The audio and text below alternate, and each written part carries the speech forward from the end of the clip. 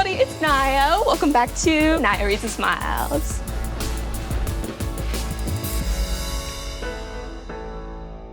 In the case of Sandra Bland, the police officer thinks she's dangerous. She's not dangerous. She's upset. There's a world of difference between those two That's my things. biggest fear, because I'm 20 years old. I don't have my license yet. And the Sandra Bland case was actually one of the reasons. And like for me, my biggest fear, like I'm more afraid of getting pulled over than I am of actually getting into an accident. It's heartbreaking that we're at a point in our society where young people like you are seriously wondering whether they should get a license out of a fear of interactions with law enforcement. I mean, it is, can we really be at that position in 2019? That's crazy. I know. Like my dad, he had the talk with me. He's like, if you ever get pulled over, this is what you do, right? And after reading, what did he basically said, he's like, you comply. You act like you just won the lottery. You're the happiest person. You love that he pulled you over. And I'm like, what? Well, I'm like, okay, I guess so. And he said, the reason you do this is because as long as you're complying, they're not going to be suspicious of anything.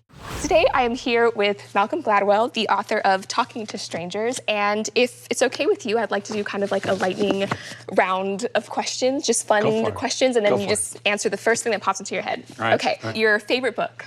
Of all time? Yeah, yeah. How can there be one book? You could choose a genre. I have 1,000 books in my library, more than that. How about The Spy Who Came In From the Cold by John le Carré? Favorite place to read? I have a little house in upstate New York where I go on the weekends, and I have a little nook, and I read in the nook. Kind of just like get away from the world. Yeah. Favorite place to write? There's a coffee shop in my neighborhood where I spend an inordinate amount of time. They know you, like they know your order and everything. They know everything. They're sick of me, in fact.